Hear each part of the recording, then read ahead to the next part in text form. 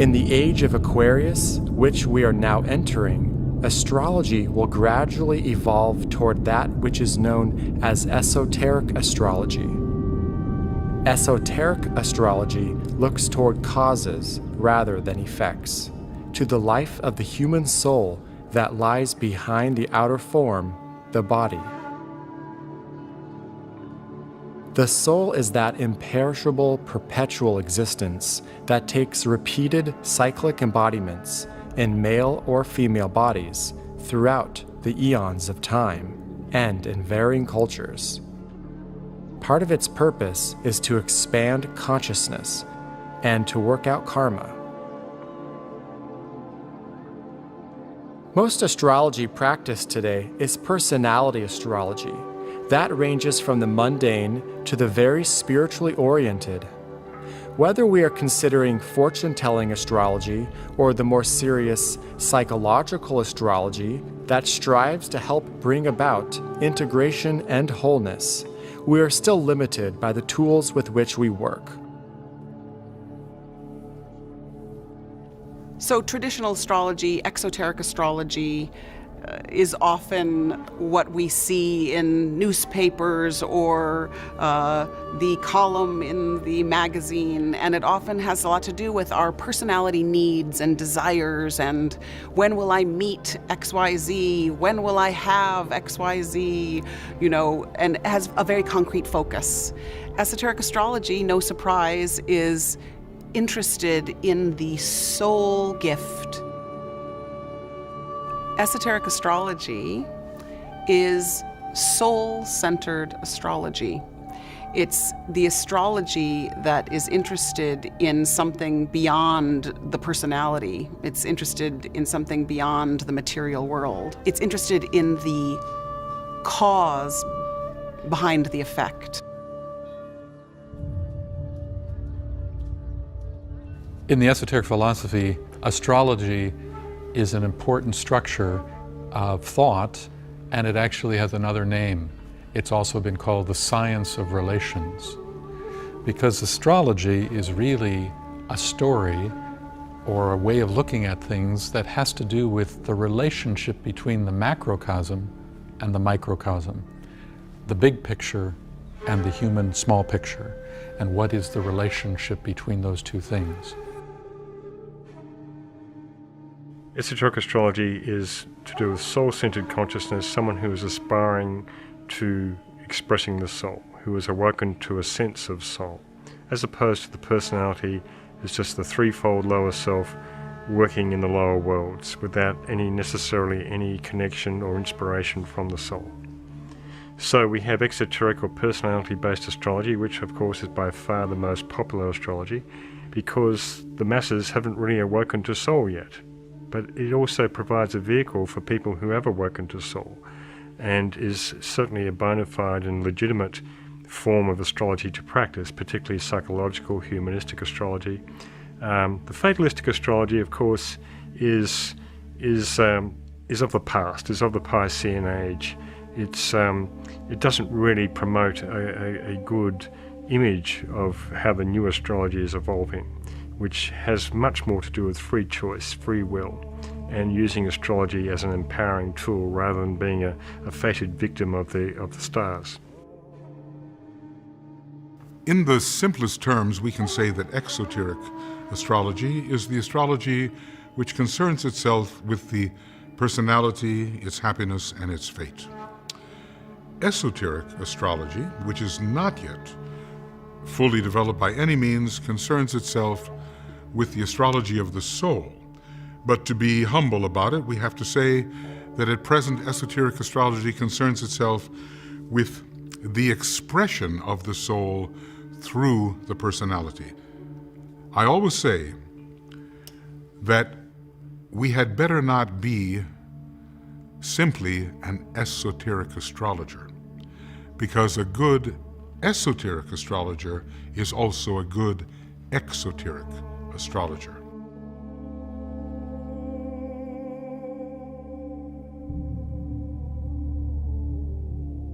Traditional astrology often looks at a chart and tries to understand more of the mundane aspects of life.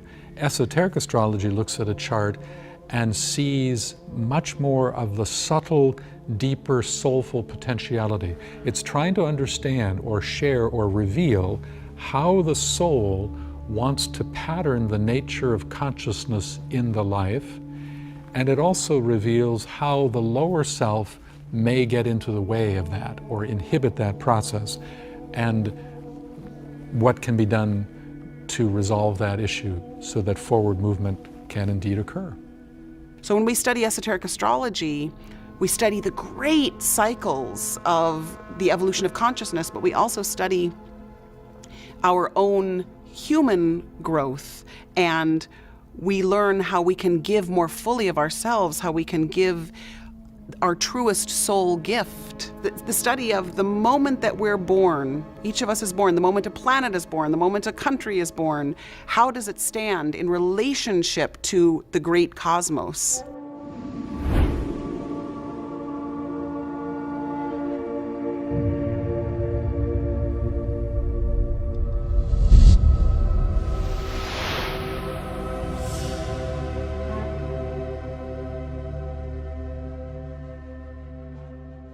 One of the major new tools is the study of the 7 rays. They are 7 streams of energy which enter this solar system from cosmic sources and condition every life form within it. The 7 rays emanate from the 7 stars of the Great Bear constellation and summarize the combined energies of 7 solar systems, of which ours is but one. The 7 solar systems act like chakras, or energy centers within the body of a great cosmic being. The star Sirius, and also the 7 sisters of the Pleiades, form a triangle of energies with the 7 rishis of the Great Bear, and are considered esoterically as a major conditioning influence on this solar system. For just as the soul is to our personality, so too Sirius is to our sun.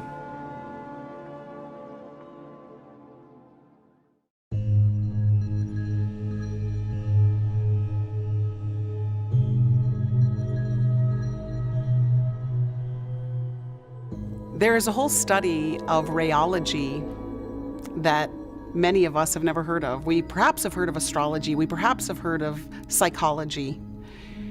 But rayology is a whole branch that reveals a whole new way to look at our psychological makeup, to look at our astrological makeup. So in rayology, there are the 7 primary rays, and each ray has a fundamental quality, and each of us has a rayological makeup that we can only learn through our own investigation. I think everybody who has studied human nature realizes that beneath all the diversity of outer behavior, there seem to be some fundamental orientations in the human being. But if we study the orientation of these people who have different combinations of the 7 energies, we're going to learn their psychology. We're going to learn what they're cut out to do. We're going to learn what they are destined to do. We're going to learn the source of their happiness, their joy, their bliss. We're going to find out where not to put them and where to put them, you know? The 7 rays are really 7 great energetic beings that are evolving as everything is evolving.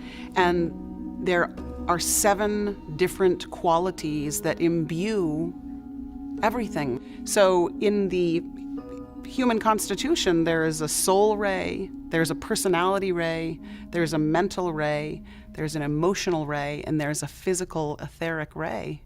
And as we begin to understand our rayological makeup, we learn a tremendous amount about our particular energy structure. And just as we have particular rayological makeups, so do countries. So do planets.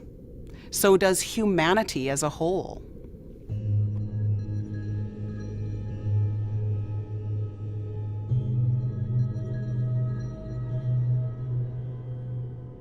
Esoteric astrology gives a larger perspective of life, that we are not just a little planet on its own, but participating as an energy center within a greater body of manifestation. The 7 rays which come into this solar system are the missing link in modern-day astrology. The planets are simply vehicles for these energies and transmit them to Earth via the zodiac, whose signs have varied and specific resonances with the 7 ray energies. The 7 rays are intimately related to esoteric astrology from a couple perspectives. First is that the 7 rays find their access into our earthly experience through the zodiacal signs and planets. Each of the 7 rays finds an entrance point through 3 different signs of the zodiac. In addition, the 7 rays are evident in planets, because planets are, of course, living entities, and they too have a soul nature, and they too have a personality nature, and different planets are animations or living beings along different ray lines. So esoteric astrology takes all of that into consideration when trying to interpret a person's chart.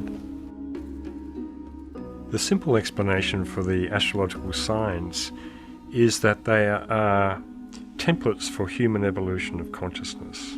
They are, in fact, more esoterically viewed, groupings of celestial beings that impart their consciousness to humanity. So as the sun goes through a particular sign during an age of Pisces or an age of Aquarius, 2,160 years, we are getting the information or the frequencies being transmitted from these particular groupings of beings, known as astrological signs, known as zodiacal signs. That's the more esoteric interpretation. But we can see these signs also just simply as lenses that have different frequencies, different energies associated with them, associated with fire, with air, with water, with earth. And of course, we have all our individual birth charts that are a mixture of these signs, with various planets in these signs, in various configurations with one another, that the soul can use in any particular incarnation to further its expression of consciousness, but also the working off of karma.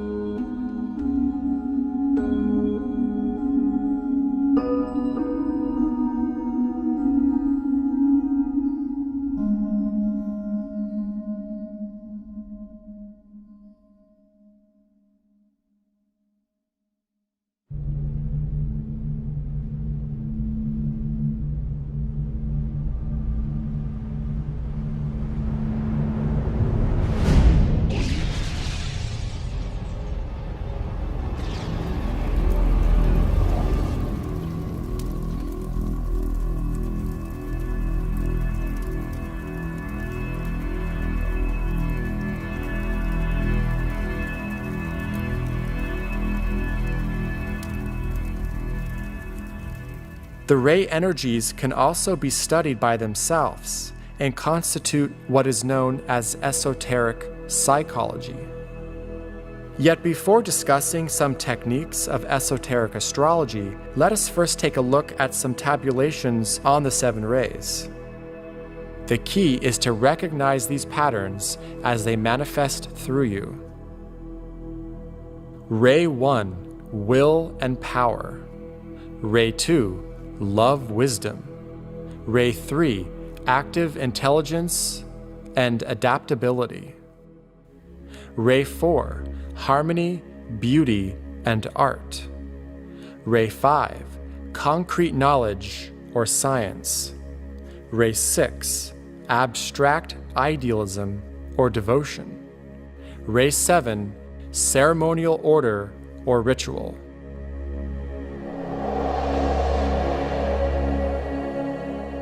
Once you become familiar with the 7 ray energies, and once you have acquired a general sense of which ray energies are expressing through you, then you will want to get more specific and isolate which body the ray energy is manifesting through.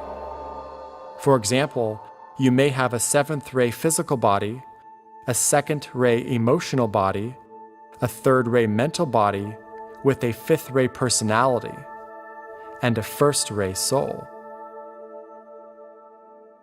Unless you know the rays in your own nature, you're going to have a tougher time finding out where you belong and what you should be doing.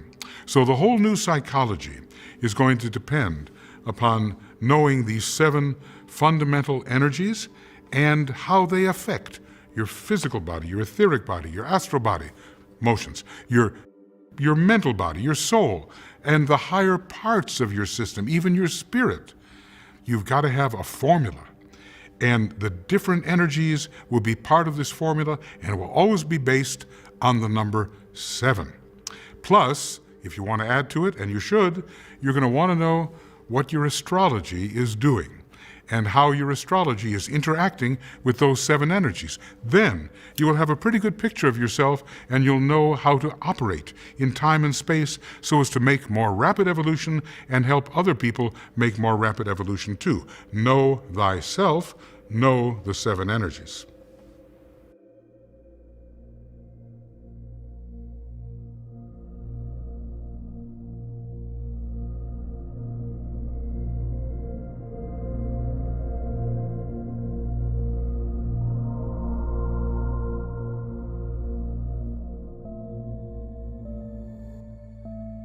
Your personality traits and characteristics are quantified by your outer objective life, whilst your soul characteristics and qualities are quantified by your inner subjective life.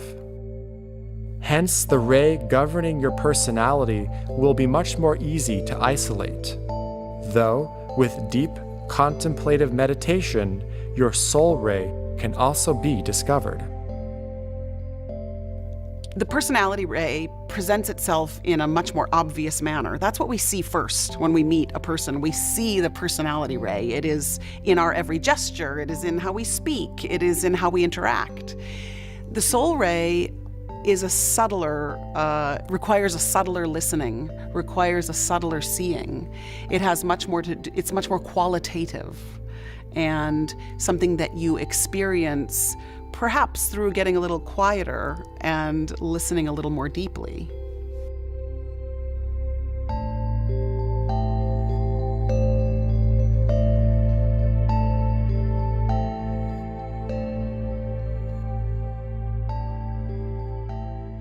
Planets rule rays similarly to astrological rulerships, hence the interface between rays, planets, and zodiacal signs. However, do not make the mistake of trying to ascertain the rays directly from the horoscope. Determining the rays, then interpreting the horoscope in light of the rays is ideally the correct procedure. A horoscope is a map of the heavens. It is a blueprint of our birth. It's actually a 2-dimensional picture of the heavens when we're born.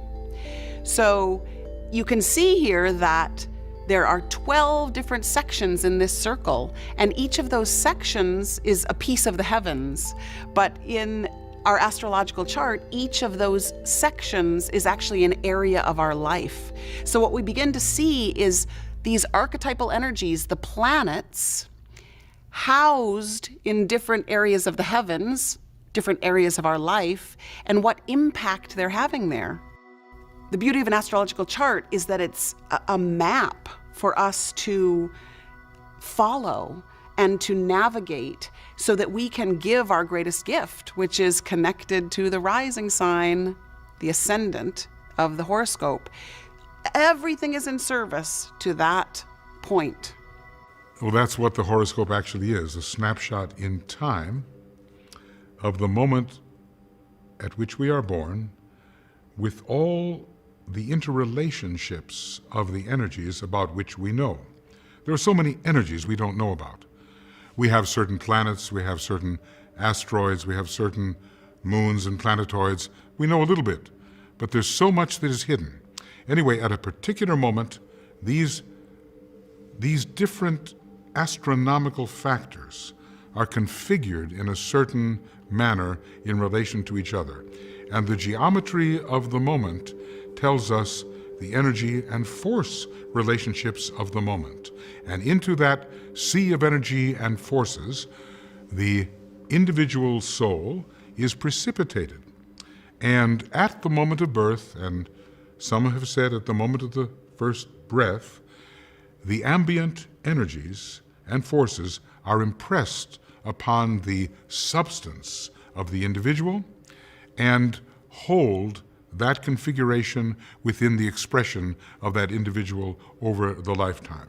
That's a very complicated issue.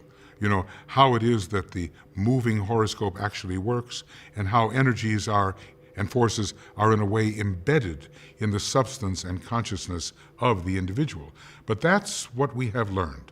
The moment of birth, the moment of the first breath, is of extreme importance in determining what energies impress and continue to condition the individual as he or she grows. Even the conformation of the form will follow the impression of those energies. Many babies are, in a sense, indistinct, naturally, and not fully developed, and you don't exactly know what they're going to look like when they grow up, but that moment of impression will determine even the outer form. And if you don't believe it, just study people, study their birth time, and see how they look. Sometimes I say astrology is as plain as the nose on your face. If you will just study physiognomy, you'll see it proved.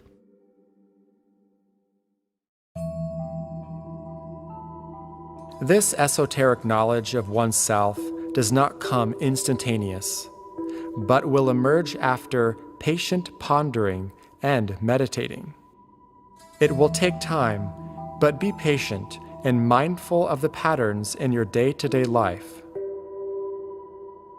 The birth sign is the sign of identity, and it can be understood as identity as soul or identity as personality. While the rising sign is incredibly important both for traditional view and esoteric view, but for different reasons. See, the rising sign is the sign that's cresting at the eastern horizon at the moment of your birth. Traditional astrology will say that the rising sign holds a clue to persona. That is to say, it says something about how you as a personality are seen in the world or how you'd like to be seen, and sometimes it's been correlated to body image. Esoteric astrology says, yes, that's all true, but goes on to say that when a person is on the path, then the rising sign has a higher meaning because it can represent the soul's deeper intention for this incarnation. You see, because it's the sign, as I said, that is cresting in the east, and the east is the direction of the spirit, and it's rising, so it can symbolize the soul's rising intention. Let's begin with something that's not a planet. Let's begin with the rising sign. That is the driving energy which, if properly used, takes you ever closer to the center of your own soul life.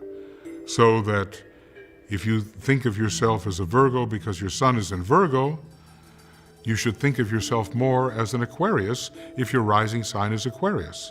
I'm an Aries type, but that's in my personality. As a soul, the energy of the sign Cancer, my rising sign, will take me closer to my soul fulfillment for this incarnation.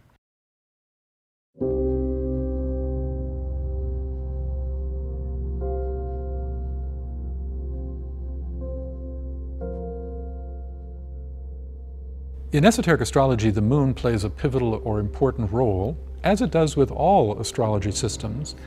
But in the esoteric view, when a person is on the path, that is to say, when a person has awoken to their higher nature, then the moon starts to have an added quality of understanding. It is said to be the symbol of the prison of the soul. That is to say, it can represent certain instinctual tendencies and patterns within consciousness that inhibit the soul from being more effective. So much of the path has to do with transforming or solving the so-called problem of the moon in one's chart. The moon represents the past and the conditioning of what's called your lunar vehicles, your physical, emotional, and mental self. It is the subconscious self, and I just say it in the briefest possible way.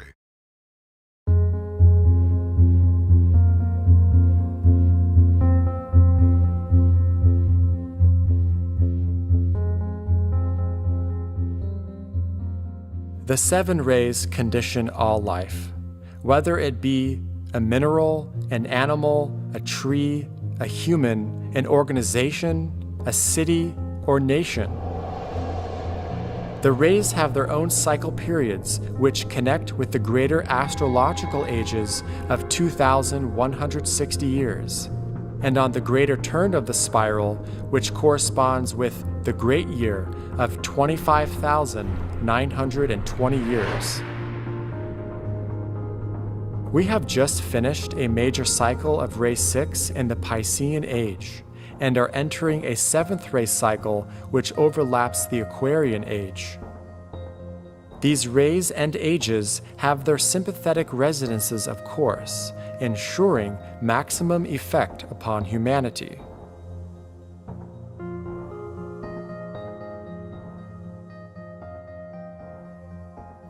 So just as we incarnate, the ray energies have a similar cycle. They come into incarnation and they leave incarnation.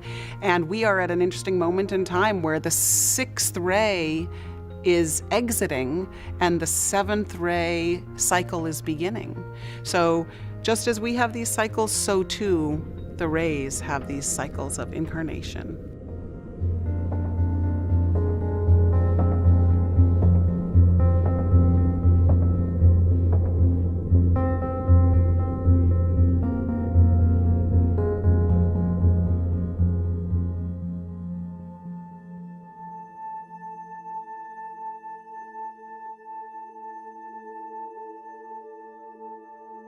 The transition from the age of Pisces to the age of Aquarius began in the 1700s, particularly around the time that Uranus was discovered in 1781 between the American and French revolutions. Of course, Uranus is regarded as the planet of revolution. So we can look at the 500-year cusp of this 2,000-odd year cycle as starting around about that time or a little bit before that time. And, of course, this will bring us up to about 2200 AD. And that will see us pretty much in the age of Aquarius by then. But energetically, now people who are responding to the frequencies of the vibrations of Aquarius are Aquarian in nature and are responding to the Aquarian energies, whereas those who are still responding to the frequencies of Pisces are stuck in that old paradigm. It's clear that we're in that transitional period. But because it's a transitional period between one strongly influential ray pattern and a sign pattern and a new ray and sign pattern, that's going to have an effect on the collective consciousness of humanity. And it leads to heightened polarization between types of people, between nations, between everything that is attitudinally playing out in the world today is a manifestation of increased polarization, whether we're talking about polarization with political views, social views. There's a growing tension between a group of people in the world who are sensing a new and promising paradigm of consciousness and are trying to more and more live it, as compared to a huge number of people that are still deeply identified with the old paradigm. And it leads, therefore, to a more conservative perspective on things. And this is a natural byproduct that arises because underlying that polarization in humanity is you might say, a conflicted energy between two great astrological forces. It is said in the esoteric philosophy that we will not be fully out of the Piscean era, or should I say fully beyond the overlap period, until the year 2117.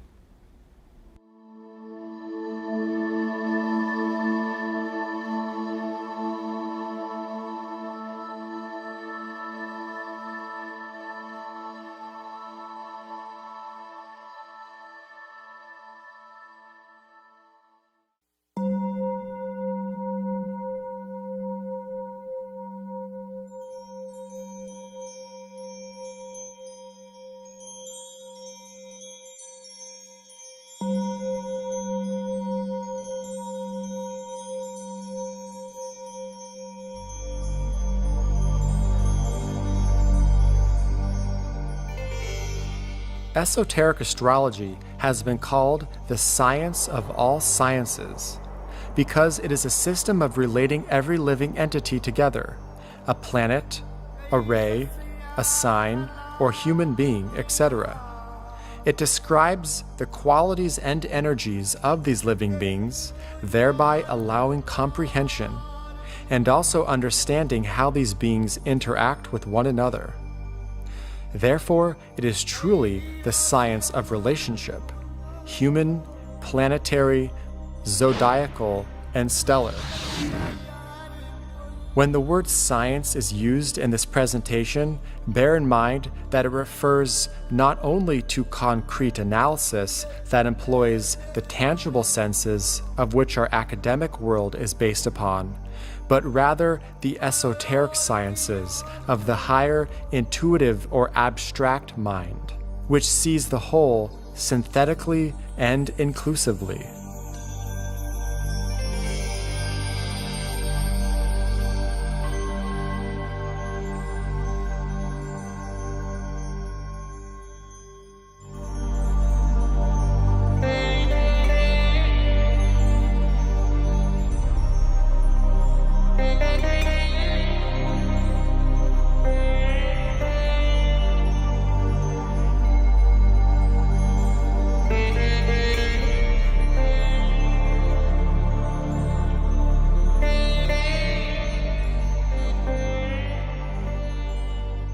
The disciplines of esoteric astrology and the ageless wisdom incorporate the concrete tangible senses, but also draw upon that intangible sixth sense, or intuition.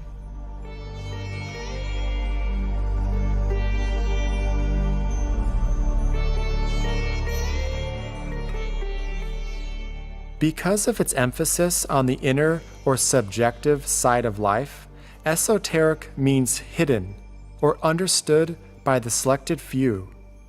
This is not to be misunderstood as any kind of elitism. What was esoteric becomes mainstream eventually.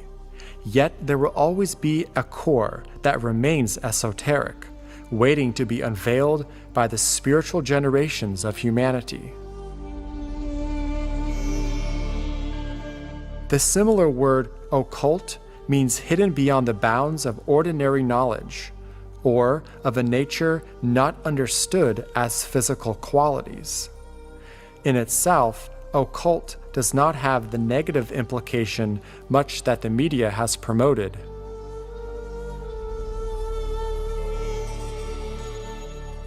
Those who have done the necessary work and have undergone various disciplines, such as meditation, and have developed these subtle senses, are ready to receive esoteric knowledge. The unprepared would have no foundation within which to ground it, though many people are becoming more and more capable of developing these faculties as human consciousness evolves more and more throughout time.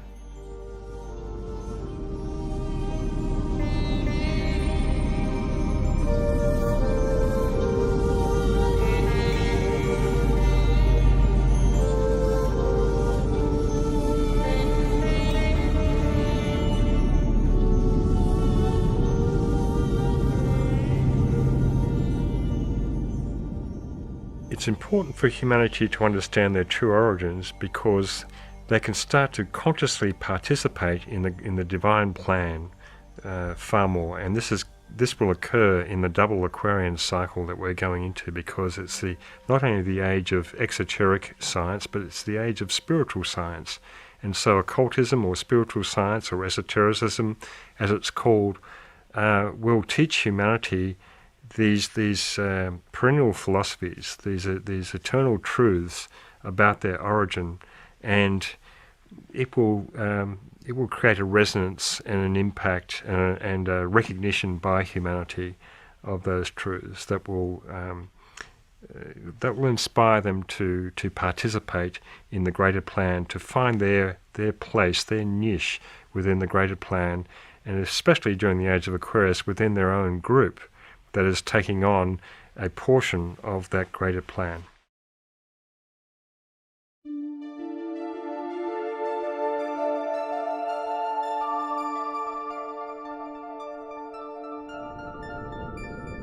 Astrology is based upon illusion, in the sense that the zodiac is built around the ecliptic plane, the apparent path of the sun around the Earth. Of course, we know that the path of the Earth, or orbit, is around the sun, so we work with this paradox, in the knowledge that eventually humanity will transcend this illusion. This is the source of one of our greatest mysteries. Of course, we know from exoteric or mainstream science that the sun and moon both have physical, emotional, and mental effects. These are well documented in our earthly tides, full moon cycles, in sunspot activity, and the growth that occurs in nature, validated by many scientific experiments and discoveries.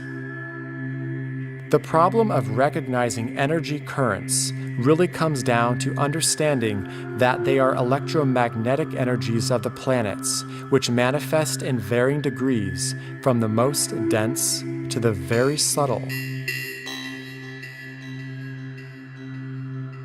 Modern science cannot yet measure energies of a very rarefied or etheric nature, and therefore have not yet recognized them. The planets transmit the ray energies through the zodiac, and the zodiacal sign is another electromagnetic pattern. Hence, there is a combination of 3 groups of electromagnetic patterns: rays, planets, and zodiacal signs.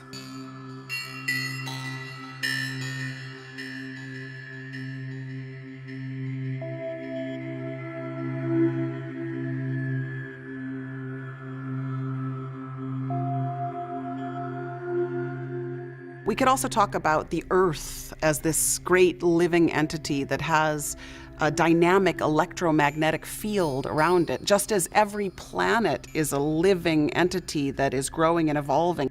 And these are all in the web of the sun's energy.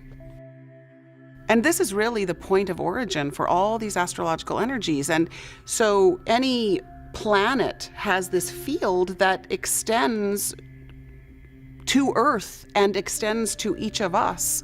So we all are experiencing each of the planets as a great sphere of energy at any given time. So when we're born, what is our relationship to each of these great living entities that are overlapping and that are surrounding us with their spheres of particular qualities and energies?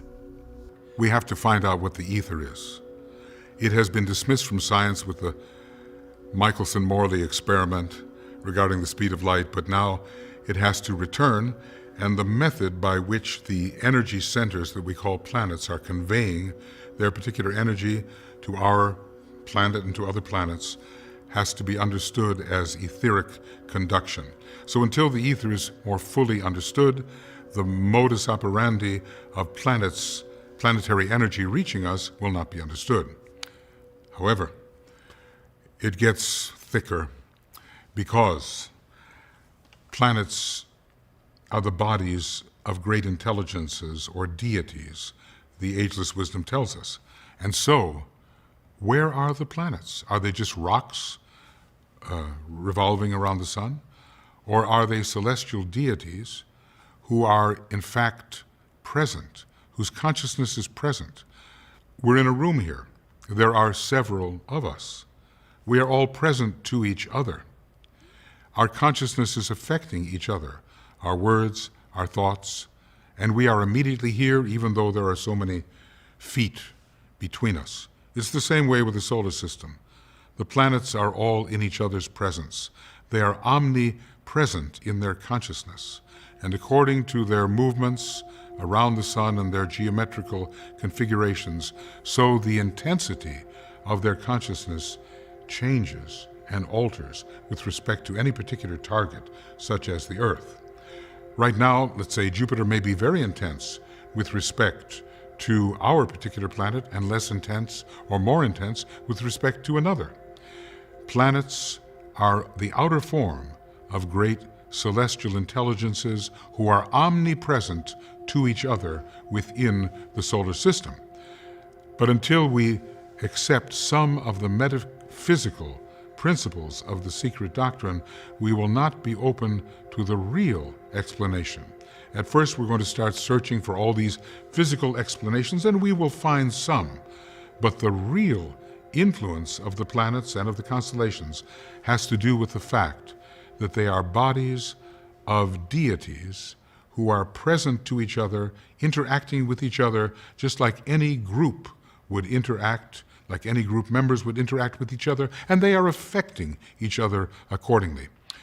This will not be a satisfactory explanation for scientists at their present level of interest and development. But once they become metaphysical in their inquiry, it will make more sense. And once the ethers are discovered and the modes of conduction of subtle energies, then at least some physical handle on the process will be realized. In science, we would talk about planets having an electromagnetic field. In esotericism, we would say that yes, and that that field has a livingness to it, and that that field is intimately connected with the etheric body, the etheric nature of that planet. Just like you and I have an electrical magnetic field, but it's intimately related to or connected with the thing that we call the etheric body and the chakra system.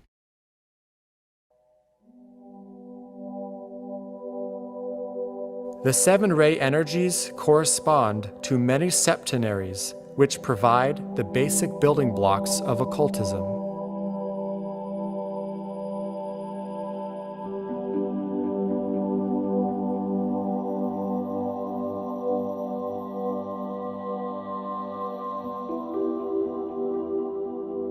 The 7 ray energies can also be perceived and experienced through color and sound.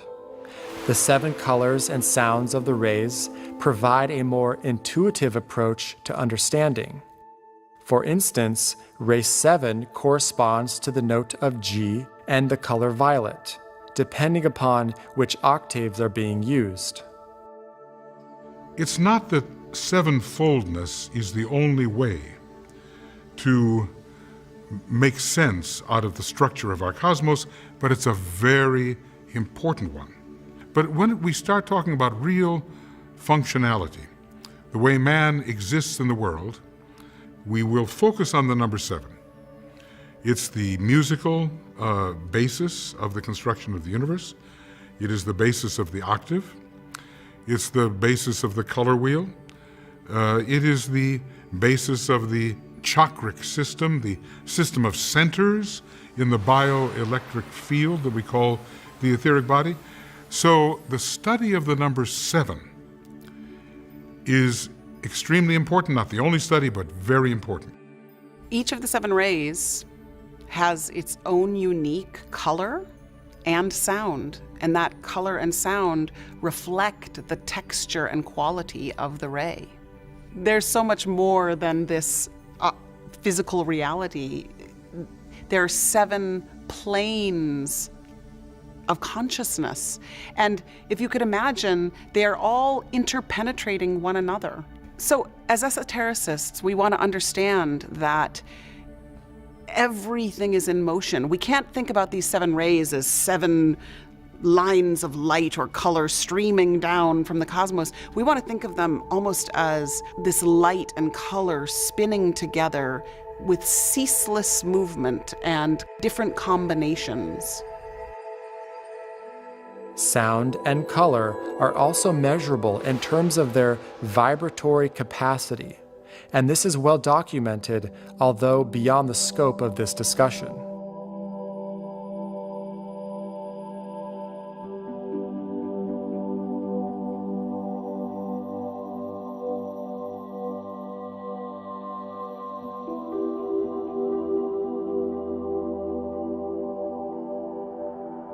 We live in a dualistic world, and the unresolved opposites within us is a prime reason why we reincarnate.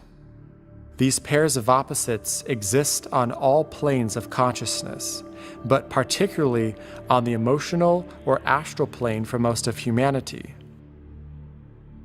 Great conflict is generated between the light of the soul and the unredeemed aspects of our lower nature, both in regards to the individual human unit and humanity as a whole. A lot of people simply respond to the personality 7. They never really become more than personalities. They are a soul, of course, but they haven't reached the point where they can bring through their soul energy expressing through the personality. So a lot of people, well, some people are not even integrated personalities. They just have to go through the 7-ness of their mental body, their emotional body, and their physical etheric body. But for other people who have pulled it all together and kind of are integrated in the world and intelligent and self-motivating, there are 7 different types. A will and power type, first energy. A love and wisdom type, teacher. Empath, second energy. The third type is the thinker, the commercial individual, the planner, the one who can manifest many things and has great ideas, third type. The artist, torn by conflict and having harmony eventually, the fourth type. Fifth type, the scientist, the accurate student of nature and of all things. Sixth type, the devotee, the religious type. And the 7th type, get it all in order, organizing the world, the magician. Okay. And they all have colors, and they all have sounds. Very interesting, too, the different notes associated with these different types. But basically, we've got 7 personality types doing different things in the world. But should the 7 soul types get a hold of those personalities, then you're going to have a conflict. And that conflict is going to be between the selfless, giving, altruistic soul energy and that more selfish, self-assertive personality energy. And that's the big psychological dynamic that is happening in the lives of so many people today. And then you have duality appearing. Some people say, I'm integrated, I know who I am, but wait a second. I deserve my midlife crisis, right? Okay, something is calling me to a higher possibility. And I have a conflict between everything I used to do and everything I might do. And then comes the battle between the soul energy, 1 of 7, and the personality energy, 1 of 7. And these are the dynamics of the new esoteric psychology, all based upon the septonate. Astrology is a fantastic tool for understanding not only that relationship, but how that relationship is trying to unfold consciousness to its next level of development. And it can also reveal those aspects in our lower consciousness that are going to be the challenge points that have to be overcome and transformed in order for that higher part of us, the soul, to move forward in its expansive awareness.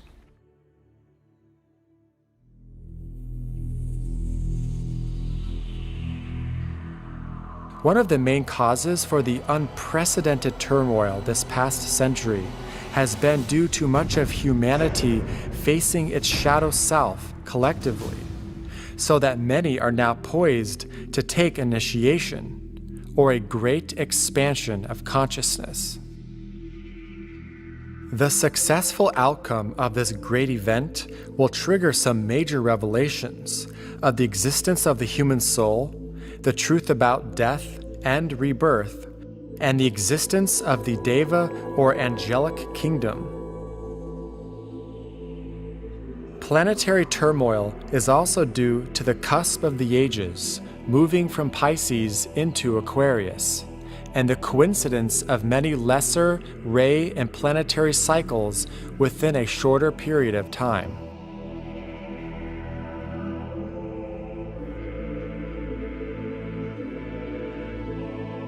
The ageless wisdom tells us that there are many advanced souls coming into incarnation at this time, corresponding with the incoming 7th ray cycle of the Aquarian age.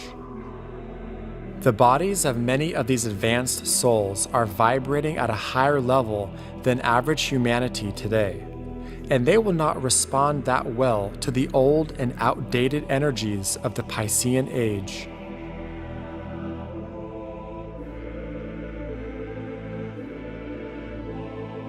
Some astrologers make the mistake of bringing a certain fatalism into their readings by stating that this is thus and so, therefore, that is how it's going to be. This leaves no free choice for an individual so that they can creatively work with their birth pattern in the horoscope. We are not the fated victims of our horoscopes, although the soul has elected to work off karma with certain challenges and obstructions. We have also brought in plenty of skills with which to surmount these problems, so that we can be conscious co-creators of our destiny. In fact, it is up to us to develop our inner senses so that we can better perceive the subtle world around us and within.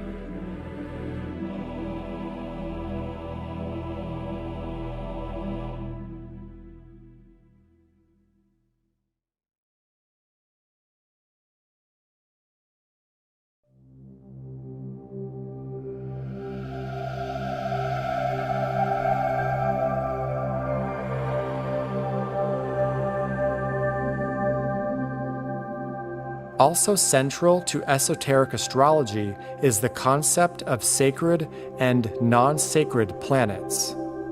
Non-sacred planets, such as Mars, Pluto, the Moon, and Earth, influence the physical, emotional, and mental bodies. The other planets, which are sacred, help to integrate the personality and make it an instrument of the soul.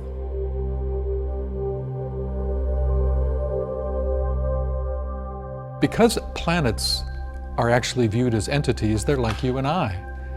And they have the same quality of instrumentation. They have a causal body, a soul nature, personality, mental body, emotional body, physical body, and etheric body. And a planet is therefore a living entity. In esoteric astrology, there are two categories of planets, a sacred planet and a non-sacred planet. Most of the planets in our solar system are said to be sacred. There's a few that are non-sacred. The definition of, or the differential understanding of it, is that a sacred planet has a soul nature that has taken dominion over its personality. In other words, a sacred planet is a planet whose higher consciousness has won the day over its lower consciousness. A non-sacred planet is a planet where the personality of that planet is still holding a stronger power or influence compared to its soul nature. All planets are evolving, and eventually every planet in our solar system will become a sacred planet. Planetary gods that are not sacred are like human beings who are not spiritual. They have not yet cosmically taken certain initiations which will make them cosmically spiritual. In terms of their effect upon the human being, the non-sacred planets, i.e., those that have not taken a certain fifth initiation from a planetary perspective, affect the personality of the human being. These planets are the planet which the sun veils, the planet which the moon veils, Earth, Mars, Pluto. Those are the five in our system non-sacred planets. The others are sacred planets, and they have all taken this particular fifth initiation, which renders their energy applicable to soul development and soul expression in man. The sacred planets are Vulcan, ray 1, Jupiter, ray 2, Saturn, ray 3, Mercury, ray 4, Venus, ray 5, Neptune, ray 6, Uranus, ray 7. So we should discriminate when we look at a horoscope between the effect of sacred and non-sacred planets, expecting more of a spiritual nature from the sacred planets which work more upon the soul nature of man as it expresses through the personality. When we're dealing with non-sacred planets and the non-sacred houses associated with those planets, we deal more with the personality per se. And there is a friction between these two, and we have to learn how to harmonize that friction.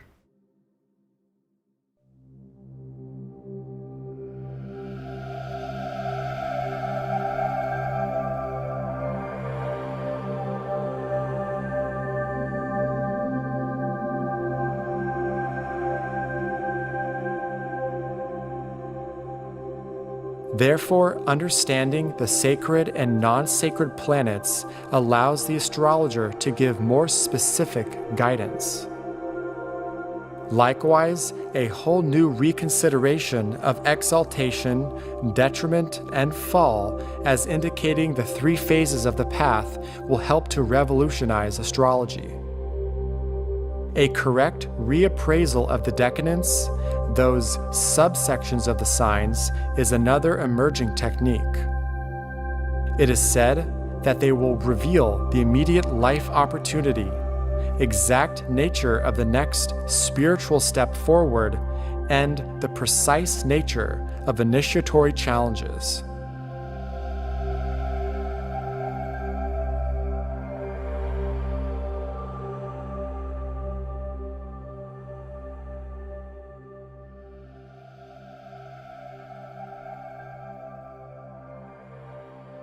A major theme to consider as an integral part of esoteric astrology is the science of initiation.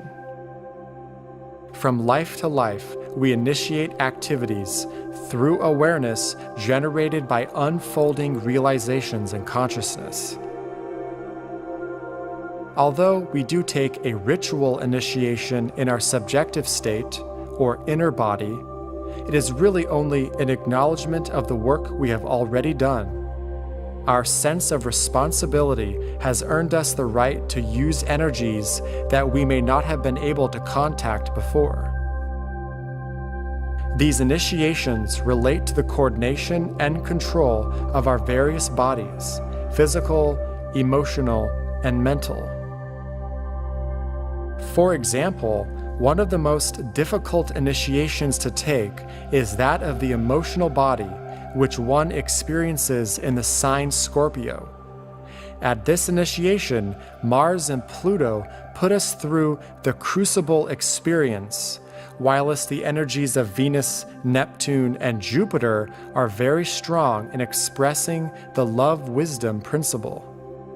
And so the emotions and desires of the solar plexus chakra are successfully repolarized to the lotus of the heart, where they are expressed as selfless love.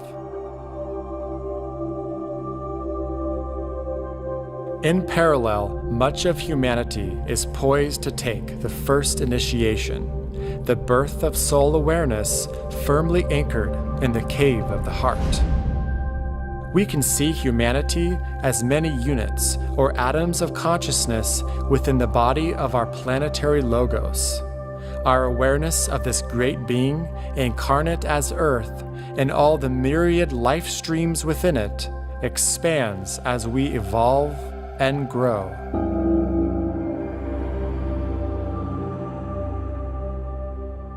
The Aquarian age that we're going into now is a 2,160-year precession cycle. However, we are told in the teachings in the Ageless Wisdom that currently this precession cycle is coinciding with a greater 25,000-year Aquarian cycle. So we have a double Aquarian cycle, which we're told is a time of unique opportunity and has only happened for the 7th time in the history of the 5th root race. And of course, Aquarius is the sign of the water bearer. It's about humanity working together far more closely as community, in groups, in conscious cooperation with one another. It's also about developing technologies and so forth, but for the good of humanity.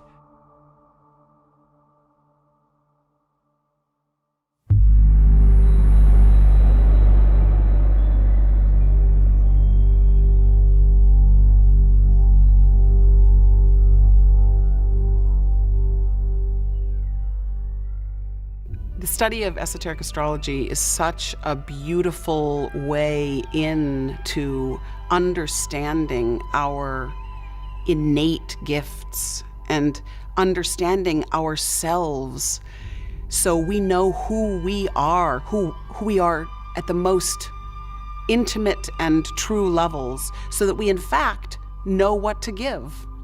If we know who we are, we'll know what to do.